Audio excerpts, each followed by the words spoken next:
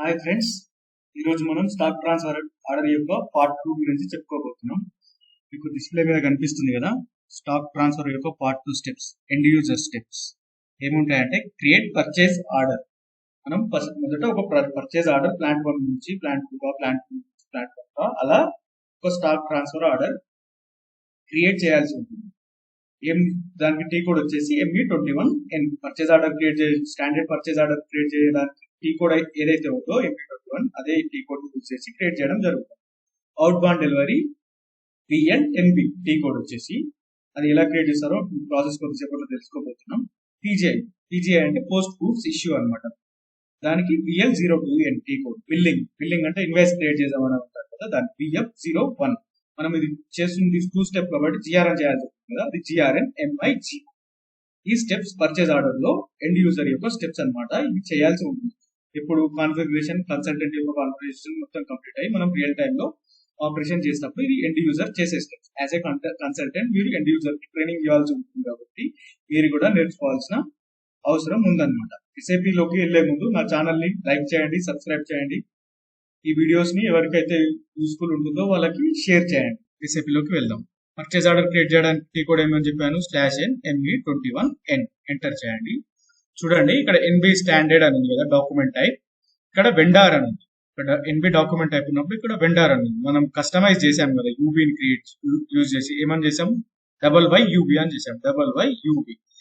చూడండి నేను ఎంటర్ చేస్తున్నాను, సెలెక్ట్ చేసుకొని ఎంటర్ చేయగానే చూడండి వెండార్ కాస్త సప్లై ప్లాంట్ గా మారిపోయింది. సప్లై ప్లాంట్ ఇచ్చేసేయండి. IND H గా ఇస్తున్నాను. పర్చేజ్ చూడండి ఎడర్ డేటాలో డెలివరీ ఇన్వాయిస్ ఉంది కదా, డెలివరీ ఇన్వాయిస్, ఇవి ఇన్వాయిస్ యొక్క డీటెయిల్స్ ఇస్తుంది. కండిషన్స్ ఏమైనా కండిషన్స్, ప్రైస్ కండిషన్స్ అలాంటివి ఉంటే కండిషన్స్, టెక్స్ట్ ఏదైతే టెక్స్ట్ మెన్షన్ చేస్తామో టెక్స్ట్ అనమాట. అడ్రస్, ఇది సప్లై ప్లాంట్ యొక్క అడ్రస్ ని చూపిస్తుంది.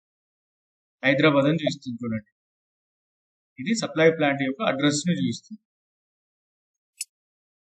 ఇలాగే మిగతా ట్యాబ్స్ అన్ని ఉంటాయన్నమాట. సేల్స్ పర్సన్, టెలిఫోన్ నంబర్, ఇట్లా ఏమైనా డీటెయిల్స్, కమ్యూనికేషన్ డీటెయిల్స్ ఎంటర్ చేసుకోవచ్చు. పార్ట్నర్ ఫంక్షన్స్ గురించి విన్నాం కదా, పార్ట్నర్ ఫంక్షన్స్ గురించి INDH అనే ప్లాంట్ కి మనం ఏం పార్ట్నర్ ఫంక్షన్స్ ఏం అసైన్ చేయలేదు కాబట్టి ఏం రాలేదు. అడిషనల్ డేటా, ఎక్స్ట్రా డేటా ఏమైనా ఉంటే ఉంటుంది.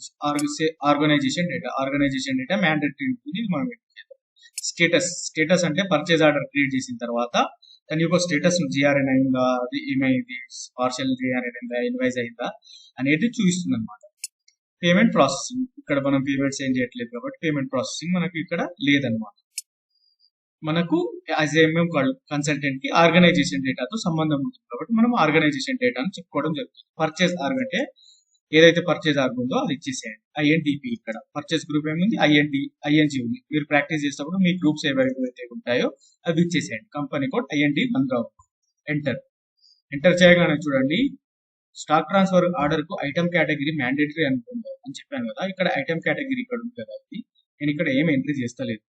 మీరు చూడండి మెటీరియల్ నెంబర్ వేసినాక మెటీరియల్ నెంబర్ సెలెక్ట్ చేసుకొని ఎంటర్ చేస్తున్నాను. చూడండి item category U by default గా వచ్చేసింది అనమాట. ఎందుకంటే ఈ డాక్యుమెంట్ టైప్ కి U కి ఇంటర్లింక్ బ్యాక్ ఎండ్ లో మనం కాపీ యాజ్ ఐకాన్ చేసినప్పుడు బ్యాక్ ఎండ్ లో లింక్ డాక్యుమెంట్స్ కాపీ అయ్యాయి కదా, దాంతో ఇది వస్తుంది అనమాట. ఈ డిస్క్రిప్షన్ మెటీరియల్ నెంబర్ ఈ డిస్క్రిప్షన్ వచ్చేసింది కదా, ఇది మెటీరియల్ మాస్టర్ లో నుంచి వస్తుంది. ఇది టన్నేజ్, యూనిట్, రా మెటీరియల్ అనేది ఇట మెటీరియల్ మాస్టర్ నుంచి వస్తుంది. మనం ఎంత క్వాంటిటీ చేయాలో నేను 10 క్వాంటిటీ అనుకుంటాను. ఎంటర్. ప్లాంట్ ఎక్కడికి పంపాలి, INDB పంపాలి. ఇచ్చేసి ఎంటర్ ఇచ్చేసేయండి. స్టోరేజ్ లొకేషన్ IN02 గా ఉంది. మ్యాండేటరీ ఏం లేదు, మీరు వేయాలనుకుంటే వేయచ్చు. నేను IN0 ఇలాగే వేసాక కింద ట్యాబ్ ఉంది కదా, ఐటమ్ ట్యాబ్. చూడండి మెటీరియల్, ఈ మెటీరియల్ కి సంబంధించిన డీటెయిల్ అనమాట. ఇక్కడ సీరియల్ నెంబర్ కదా 1. అదే మనం ఇంకో మెటీరియల్ వేసి చూస్తుంది, ప్రాక్టీస్ వస్తుంది. సేమ్ మెటీరియల్ వేస్తున్నాం మన దగ్గర, ఇంకో మెటీరియల్ కాబట్టి ఇన్ క్వాంటిటీ 20 గా వేస్తుంది.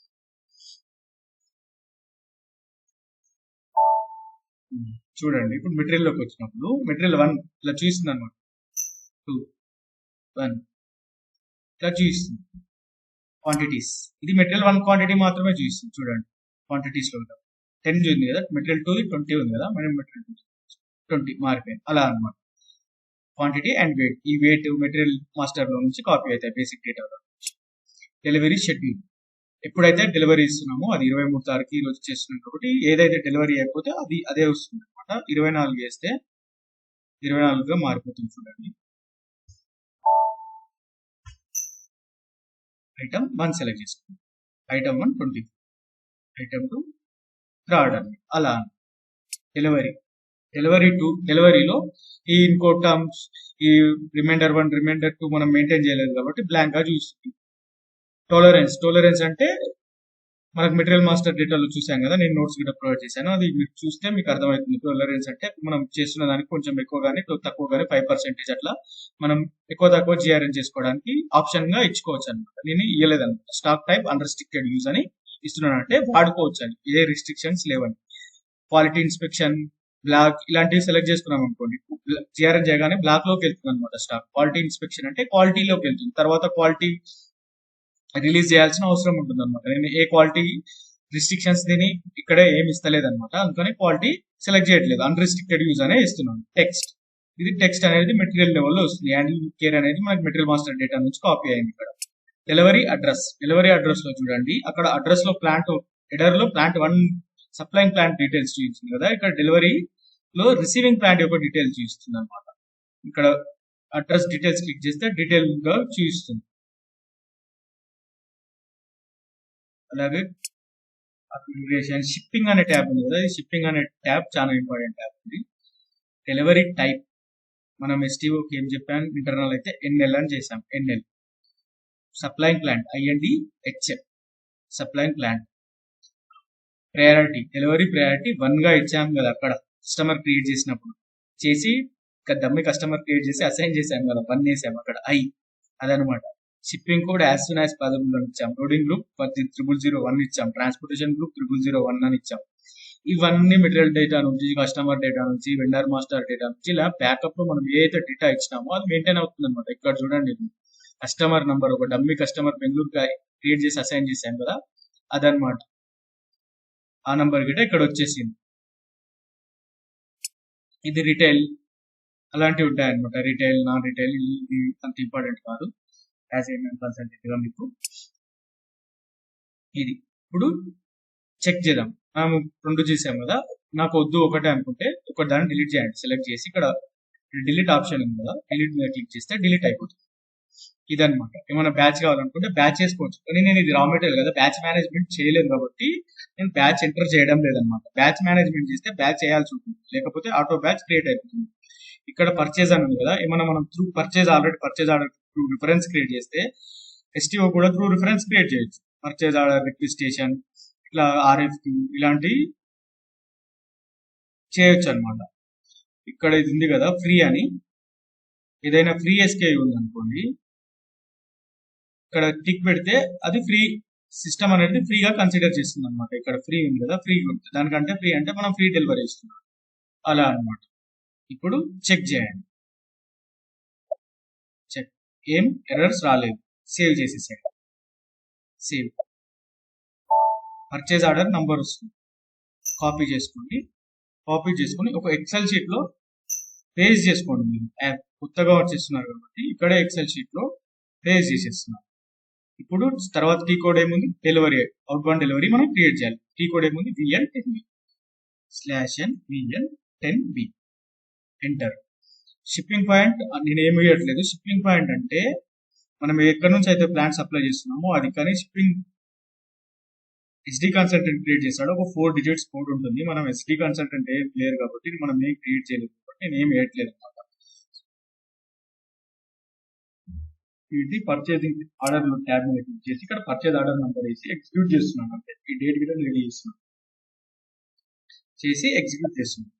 ఎగ్జిక్యూట్ చేస్తే మన పర్చేజ్ ఆర్డర్ నంబర్ వస్తుంది. ఎక్కడికి పంపాలో షిఫ్ట్ అని వచ్చింది కదా, బ్యాక్గ్రౌండ్ లైన్ సెలెక్ట్ చేసి బ్యాక్గ్రౌండ్ ఉంది కదా, బ్యాక్గ్రౌండ్ మీద క్లిక్ చేయండి. క్లిక్ చేసిన తర్వాత ఇక్కడ ట్రక్ సింబల్ లెక్క చిన్నగా కనిపిస్తుంది కదా, షో ఐడ్ అండ్ డెలివరీ అని చూస్తుంది. షిఫ్ట్ F8 షార్ట్ కట్ దీని మీద క్లిక్ చేయండి. మనకు డెలివరీ ఆర్డర్ రావడం జరుగుతుంది. దాని మీద డబల్ క్లిక్ చేసి చూసుకోండి. 20 మనం 20కి ఇచ్చాం కదా, 20కి వస్తుంది అనమాట. ఈ నంబర్ కాపీ చేసుకొని ఇక్కడ చేసి బ్యాక్ వెళ్ళి ఇప్పుడు రిఫ్రెష్ చేస్తే ఈ నంబర్ వెళ్ళిపోవాలి మనకు. అలా కాకుండా మనం 20కి చేసాం కదా, 18కు 10కు అలా వెళ్ళింది అనుకోండి, ఇది వెళ్ళదనమాట. అలాగే పెండింగ్ లో చూస్తుంది. ఇప్పుడు చూద్దాం, రిఫ్రెష్ చేస్తే వెళ్ళిపోయింది. అంటే మనం 20 క్రియేట్ చేసినాం కాబట్టి 20 అనమాట. ఇప్పుడు ఇది పర్ఫెక్ట్ గా అయినట్టు అన్నమాట. పీజీఐ చేయడానికి పోస్ట్ గూడ్స్ ఇష్యూ చేయడానికి టీ కోడ్ ఏముంది VL02N VL02N వేసి ఎంటర్ చేసి డెలివరీ నెంబర్ ఏదైతే క్రియేట్ చేసామో ఆ నంబర్ ఇచ్చి ఎంటర్ చేసాం. ఎంటర్ చేస్తే చూడండి ఇలా ఓపెన్ అవుతుంది. మెటీరియల్ నంబర్, క్వాంటిటీ డీటెయిల్స్ అన్ని వచ్చేసాయి అన్నమాట. ఐటమ్ ఓవర్ వ్యూ ట్యాబ్ లో picking tab, loading tab, transportation tab, status, goods movement data ఇలాంటి డిఫరెంట్ ట్యాబ్స్ ఉన్నాయి. మనము ఈ ఐటమ్ ఓవర్ వ్యూ ట్యాబ్ లో ఉంది కదా, ఇక్కడ మనం డీటెయిల్స్ చూసుకోవడానికి ఉంటుంది అనమాట. ఇక్కడ పికింగ్ ట్యాబ్ లోకి వచ్చేసి మనం 20 చేసాం. స్టోరేజ్ లొకేషన్ ఉంది 20 చేసాం. టన్నేజ్ లో చూపిస్తుంది.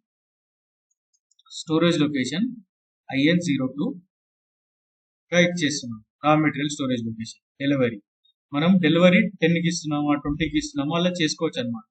నేను 20 కి ఇస్తున్నాను. ఇక్కడ చూడండి ఓవరాల్ డెలివరీ పికింగ్ స్టేటస్ అని ఉందా. బి అంటే పార్షియల్లీ పిక్డ్ అని చూపిస్తుంది అనమాట. ఏ అంటే నాట్ ఎట్ పిక్డ్. ఇక్కడ ఏ చేస్తుంది చూడండి. నేను 20 చేస్తున్నాను చూడండి.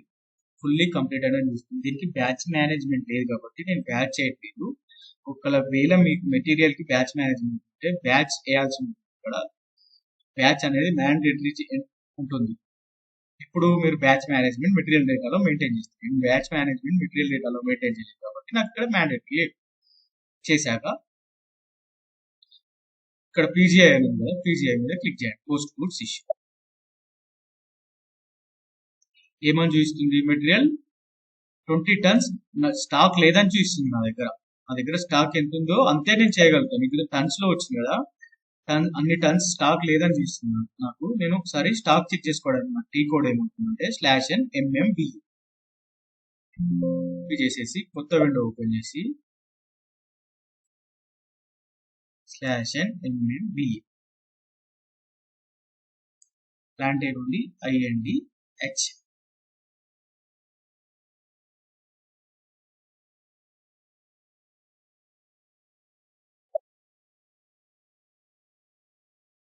600 kgs మాత్రమే ఉంది.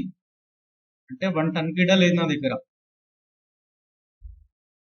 టన్స్ లోకి మార్చి రిఫ్రెష్ చేయండి. అంటే 0.6 టన్స్ మాత్రమే ఉంది. నేను ఇక్కడ ఏం చేస్తున్నాను? 20 చేస్తున్నాను.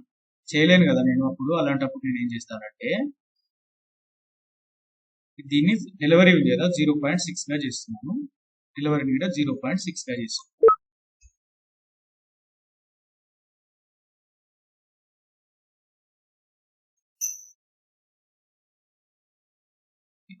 6 చేసేసి పీజీఐ చేస్తున్నాం. మనం ఎంత ఉందో మన దగ్గర అంతే డెలివరీ చేయగలుగుతాం కాబట్టి అంతే చేస్తున్నాం. పోస్ట్ గూడ్ ఇష్యూ నేను చేసేసాను కదా. ఇప్పుడు చూడండి MMBలో టీ కోడ్ ఉంది కదా, రిఫ్రెష్ చేసి చూడండి. ఇక్కడ 6 టన్స్ ఉంది కదా, 0.6 టన్స్ ఉంది కదా, రిఫ్రెష్ చేయండి. లేదు చూడండి, ఏమీ లేదు, అంతా వెళ్ళిపోయింది, అవుట్ అయిపోయింది అనమాట. ఇప్పుడు డెలివరీ కూడా క్రియేట్ అయిపోయింది. పీజీఐ చేసేసాం. పీజీఐ చేసేసాక నంబర్ అదే ఉంటుంది. బిల్లింగ్ VF01 /NVF01 బిల్లింగ్ వచ్చేసి నంబర్ వేసేసినాక ఇది మనకి ఇప్పుడు ప్రాక్టీస్ పర్పస్ లో billing type F8 proforma invoice అని ఉంటుంది. అది సెలెక్ట్ చేసుకుని ఎంటర్ చేయండి. ఎంటర్ చేశాక సేవ్. ఇన్వాయిస్ నంబర్ గిట్ట వచ్చేస్తుంది. ఇన్వాయిస్ నంబర్ కాపీ చేసుకుని ఇక్కడ వేసేసేసుకోండి మీరు ఒక ఎక్సెల్. ఈ ఇన్వాయిస్ నంబర్ ను మనం ప్రింట్ గిట్ట తీసుకోవచ్చు. కానీ ఇక్కడ మనకు అబాప్ కన్సల్టెంట్ లేరు కాబట్టి మనం ప్రింట్ తీసుకోవడానికి కుదరదండి. కాకపోతే మీకు చూపిస్తాం /NVF02 ఇక్కడ ఇన్వాయిస్ నంబర్ వేసి T code /NVF02 billing output ఉంది. ఇక్కడ క్లిక్ చేసి ఇష్యూ టు అవుట్పుట్ ఉంటుంది. ఇక్కడ ప్రింట్ తీసుకున్నాం. మనం ప్రింట్ రావట్లేదు చూడండి, ఎందుకంటే నాకు అబాప్ కన్సల్టెంట్ లేరు కాబట్టి ఇక్కడ నేను కాన్ఫిగరేషన్ చేయలేకపోతున్నాను. అబాప్ సెట్టింగ్స్ నాకు తెలియదు కాబట్టి నేను చూపించలేకపోతున్నాను. మీకు రియల్ టైమ్ లో అబాప్ కన్సల్టెంట్ ఉంటారు కాబట్టి వాళ్ళు ప్రింట్ సెట్టింగ్స్ అనేది వాళ్ళు చూసుకుంటారు అన్నమాట. Print options, print immediately,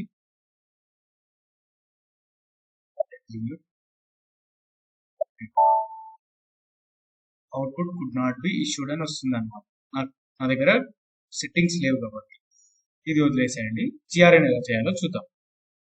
GRN చేయడానికి టీ కోడ్ /NMIGB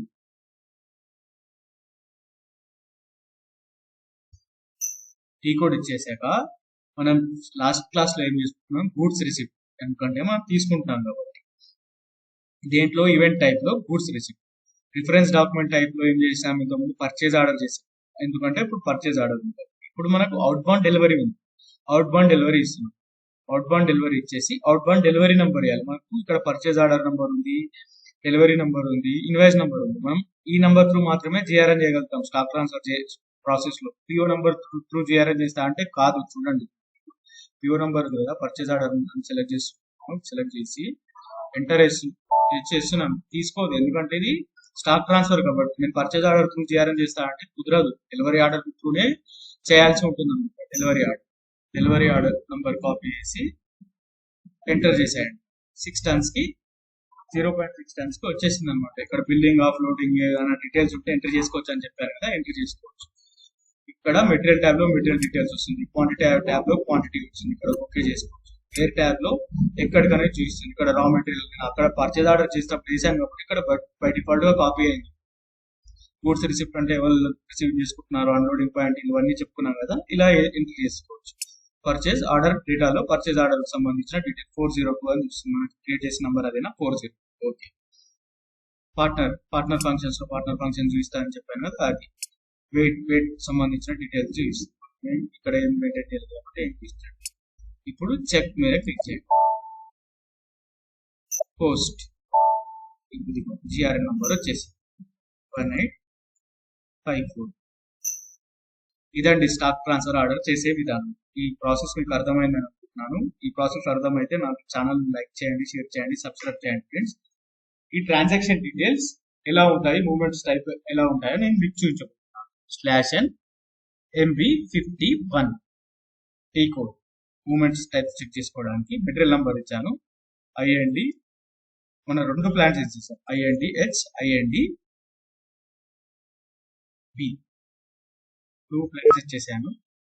H ముందు వస్తుంది, B ముందు వస్తుంది కాబట్టి INDB వేయాల్సి ఉంటుంది. ఇక్కడ INDB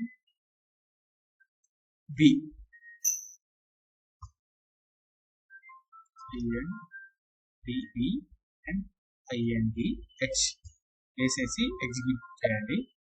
ఇలా వేసేసాక డేట్స్, ఈరోజు డేట్స్ వేస్తున్నాను. 23/10/2023. అదే డేట్ టు డేట్ లో ఫ్రమ్ డేట్ టు డేట్ రెండు సేమ్ గా ఇచ్చేస్తున్నాం. ఇచ్చేసి ఫ్లాట్ లిస్ట్ సెలెక్ట్ చేసుకోవాలి, ఎగ్జిక్యూట్ చేయండి. చూడండి ట్రాన్సాక్షన్ టైప్స్ వచ్చేసాయి. అండ్ మనం ఎంత చేసాం, 6 టన్స్ గా చేసాం కదా.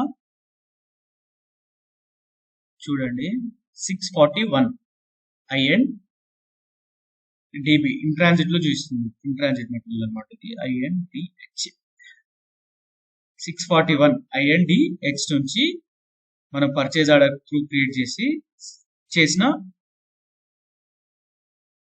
ట్రాన్సాక్షన్ అనమాట. 641 ఇప్పుడు INDH నుంచి INDBకి అవుట్ చేసినాం. INDH నుంచి INDBకి మెటీరియల్ అవుట్ చేసినప్పుడు మూమెంట్ టైప్ ఏమొచ్చింది, 641 వచ్చింది. అట్లాగే మనం INDBలో జిఆర్ఎన్ చేసుకున్నాం. మూమెంట్ మెటీరియల్ టైప్ ఏమొచ్చింది అంటే 101 గా వచ్చింది. మన జిఆర్ఎన్ నంబర్ క్రియేట్ చేసుకున్నాం 1854. ఇక్కడ చూడండి 1854. ఇదన్నమాట మూమెంట్ టైప్. జిఆర్ఎన్ చేసుకున్నప్పుడు 101, స్టాక్ ట్రాన్స్ఫర్ చేసినప్పుడు 2 step stock transfer 1 plant to second plant చేసినప్పుడు 641 మూమెంట్ టైప్ అన్నమాట. ఈ స్టాక్ ట్రాన్స్ఫర్ యొక్క మూమెంట్ టైప్స్ అండి. 641, 645, 643, 101. జిఆర్ఎన్ అయితే అన్నిటికీ 101. 1 స్టెప్ 647, 2 స్టెప్ 641, ఇంటర్ అయితే 645 అండ్ 643. ఈ క్లాస్ మీకు అర్థమైందని అనుకుంటున్నాను. నా ఛానల్ ని సబ్స్క్రైబ్ చేయడం, లైక్ చేయడం, షేర్ చేయడం మర్చిపోకండి. Thanks for watching.